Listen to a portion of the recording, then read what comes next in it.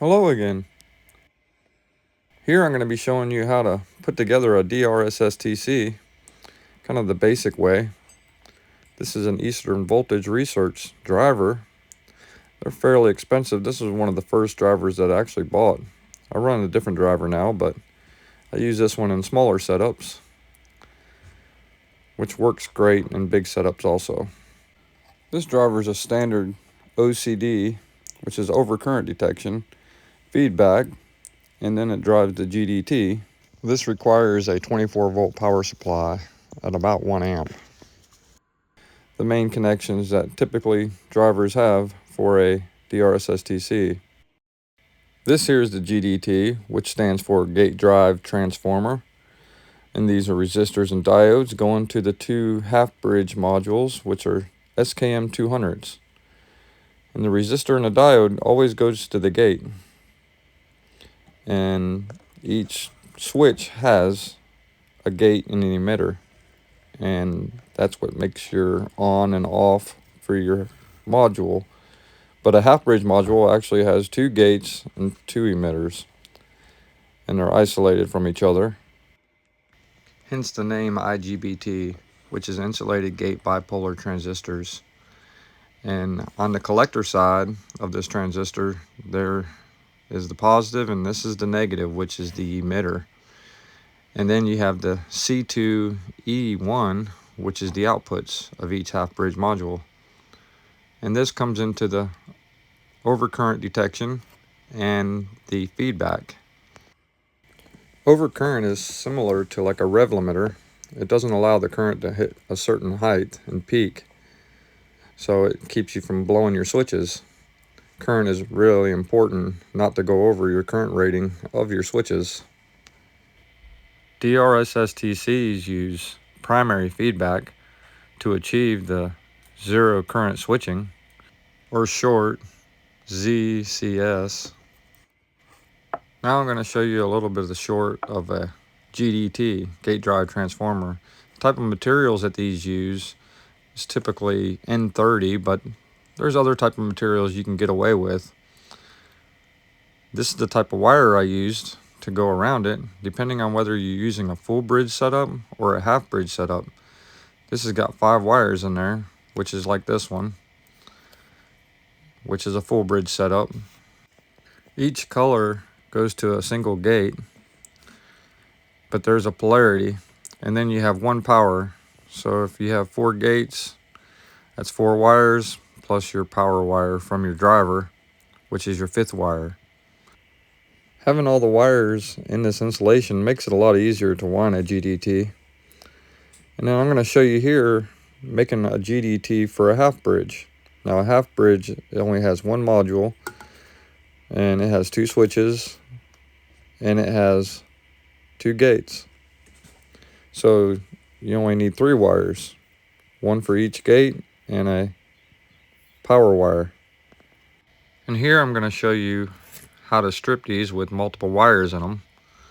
That makes it a little easier to strip these. You normally want to do the very end because the wire strippers will typically cut into the insulation of the smaller wires. And there's this little twine that's inside here. What you do is you twist it up and you pull on it, and it will strip it fairly easy. And it makes it a lot easier to cut through the outside insulation. Can save time and keep you from accidentally nicking the wire when you're trying to pull that insulation off. And then you just cut off what you don't need. And it makes it a lot easier winding GDTs and not having any weird complications. So now we're going to make a gate driver transformer. There's other type of gate drivers that you can make where you can actually change the voltage, but we're just doing a 1-to-1 voltage, so all the wires can be wound together. Depending on your setup, you can have 6 to 15 turns, and varies a little bit, but more or less that's enough to transfer the energy to the gates. Now when you're putting the wires into these you typically want to make sure you have long enough wire to achieve the amount of turns that you want, plus have extra for however long and however far your GDT is away from your driver and your transistors gates. And once it's cut the length, I usually put it through the GDT halfway point, so when you're winding it like I am here, it's not as much you have to run the wire through. But this is just showing you an example of how you want to do it. This ain't going to be quite enough turns, but gives you the idea. And phasing is very important with the GDT. That's the most important thing when you're hooking these up, is to have your phase right, because you don't want your switches coming on at the same time, because then it works as a dead short. And normally you can blow switches or rectifiers. So I'm going to show you here how if you don't have a scope, an oscilloscope, it's very easy to get confused on which wire goes to which, because you want them to basically, on a half bridge, you want one switch to be on and one switch to be off when it switches, because it has one switch signal, which is the power to the GDT, and you're kind of blind without an oscilloscope. So as you can see, you have two ends. One end has the 3 wires and the other end has the 3 wires. What you're going to do is you're going to take one of those ends, green and white's going to be the gates, and I'm going to cut one to make it shorter, so I know that's on that right there. We'll call it as being a gate. So this is going to be a gate connection, and then the other green will be the emitter on the gate. And then I'm going to cut the white, so then this one's going to be a gate. So see, you can tell when one side is on, the other side will be off, and it makes it easier to not confuse that. So then you would take your 2 whites and they would twist together, which is going to be one gate, and you'll see how that shorter wire is going to be what goes on the gate. The longer wire will be going to the emitter. And then we'll go ahead and twist our greens together, and you'll be able to see that the short one will be going to the gate and the long would be going to the emitter. And this kind of helps not make a mistake. You might want to cut them shorter just so you can totally know that that one will be the on.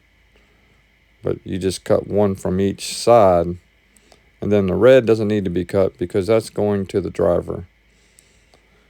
The driver, the polarity doesn't matter. I mean, it does, but you can't make a mistake by having it hooked up backwards. Won't blow any switches or anything. Now I'm going to get into the feedback and the overcurrent detection and how there's different ways you can do these. So typically on these you want to have 1000 to 1 for the UD type boards. And what you do is you do 32 turns on one and 32 turns on another of these ferrite cores. And this is a 3 configuration to where you can actually have your feedback and your OCD with your wire running through there, to where it's only 3 cores instead of 4.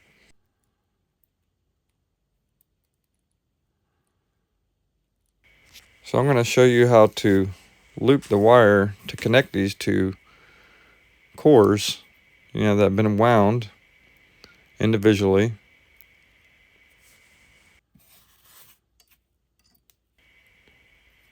And what you're going to do is you're going to run the wire through the inside of the other core like I'm doing here. And then that wire is just going to make one turn, and you're going to want to have it tight up against the other core, just like this. And what I'm going to do is I'm just going to twist these wires together to hold it in place. And then you're going to just make a connection point right there to where those wires connect to each other. And then you'll solder it and then put some type of protector over it just to keep it from touching anything other metal. And then that right here would go to your OCD or feedback. They're both identical. And then that would be 4. Or you could add another one onto that one, which would make it a 3. There's other ways you can do it, but this is the basic way. When you're doing the 3-core, you just want to make sure that the wire through one has a loop going around each core one time.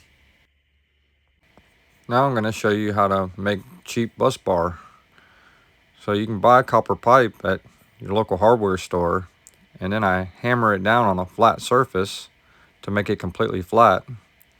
Then you can drill holes into it. You can see where it's almost sandwiched there, where the two pieces are coming together, and it's a little hard to get completely flat, but you can get it pretty good. You can see there where the two pipes came together, where I was hitting it, and you can actually shape it and do kind of funny stuff with it, but it works really well. And I love using the aluminum lug connectors. They work really well. I've never had no problems with these, and it makes it easy to hook up and not have to solder things together.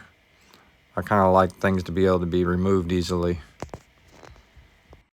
And of course, the shortest your connections are, the lowest inductance in your bridge, the better your setup and more efficient it'll work. But you can still get pretty good results with longer wires. And here I have a CM300, and I'm going to basically show you kind of how this would work directly on one of these. So you can see the shorter wires. So the insides are the grounds for the emitter, and the outsides are the gates. And you put your resistor and diode in between there. And if you want some details into the half bridge setup of a DR, just let me know in the comments. So here is the setup for the full bridge that I'm showing you guys here. You can see how I made one lead shorter than the other and made the polarity right between the gates being on and off. And did check it with the oscilloscope, and it worked out. It was good. The resistor I'm using on here is a 3 ohm resistor, and I'm using the diode is a 1N5819.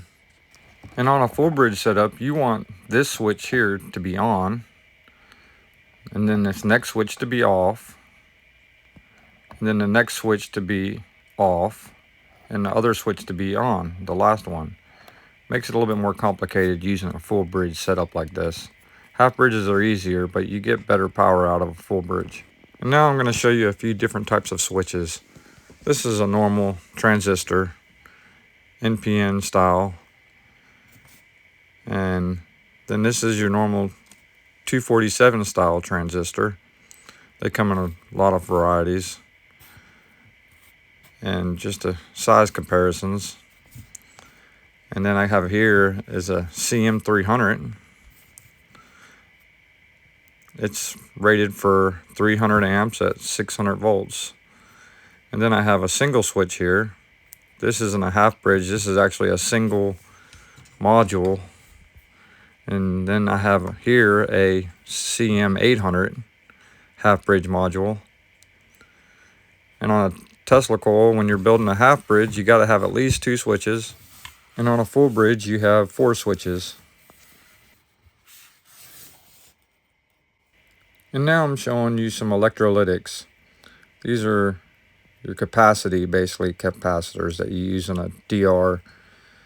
And you have to make sure that they're rated for the voltage you're running.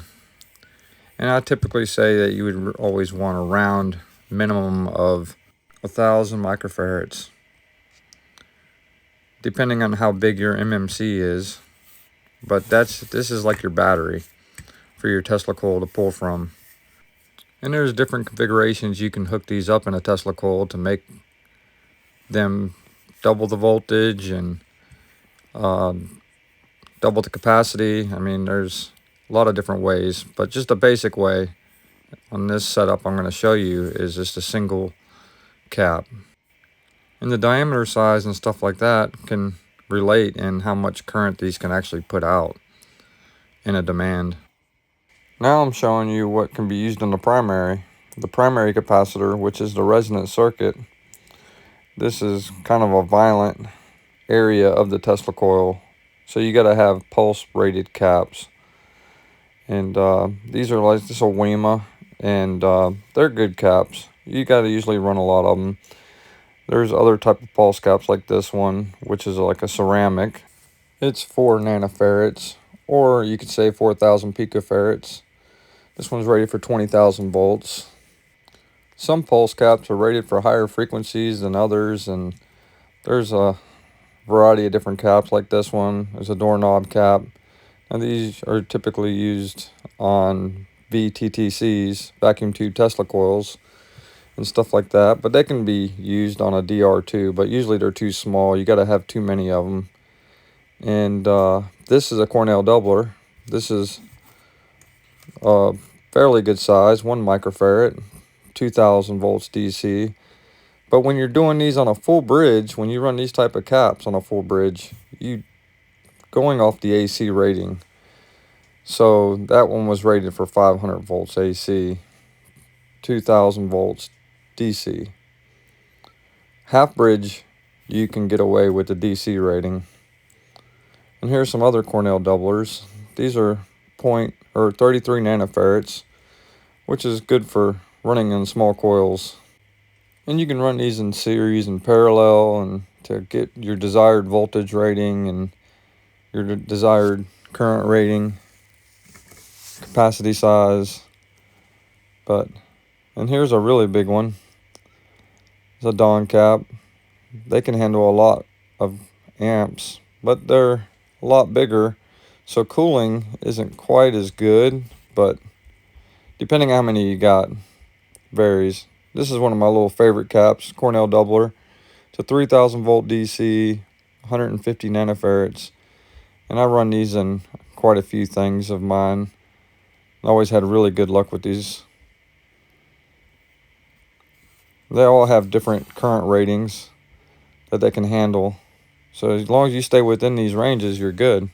This right here is the MMC for the DR that we're building that I'm showing you here. I'm just giving you some details on some other stuff, but these are 14 in a string, and there's 3 strings parallel. Comes up to about 21 nanofarads of total MMC capacitance. You can see how I wired these. And there's a 1 string, and then they all connect to a meeting source, so I didn't have to make them in such a long string. Kind of doubled it up on itself, and it seems to work pretty good doing it this way. And with these caps, having so many in a string and having 3 parallel, every time you add another string, you're increasing the amperage on your overall rating of the MMC. Here I'm putting on the top layer of the DRSSTC, which is consisting of the rectifier and the DC bus cap.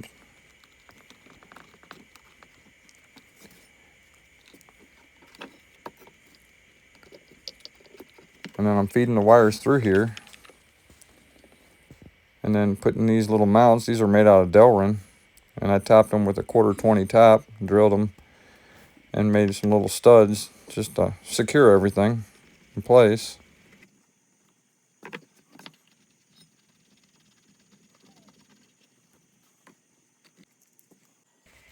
And here I'm connecting up the ground. There's the positive to the capacitor, so the bottom side there is ground. You can see the little stripe down there at the bottom, and then this is the positive side of the cap, and this is going right to the full bridge down there to those bus bars. And then this is the rectifier, and it's got a positive out, which is this red part of the wire. I connect it to the positive side, you can see there, and then so the positive side gets the rectifier to the caps, and this wire is pretty small. Doesn't need to be really big unless you're really pushing some serious power. And you can see I'm using the aluminum lugs for these capacitors too. They work out great.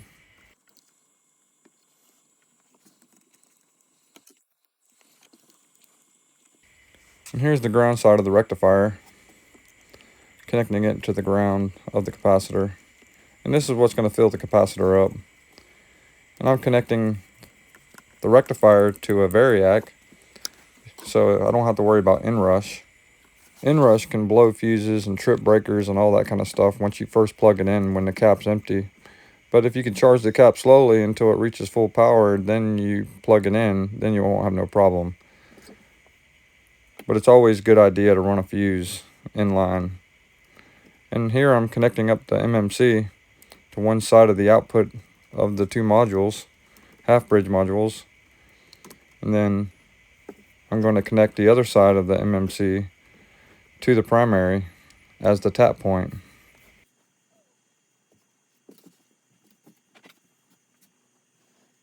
And you can see I'm using an alligator clip that's going to clip onto the primary, just so it makes it easier for tuning and figuring out where the coil wants to run on the primary without having to use more permanent.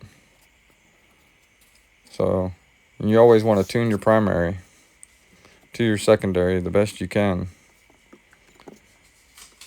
And the other side of the bridge is going to go into the internal turn of the primary.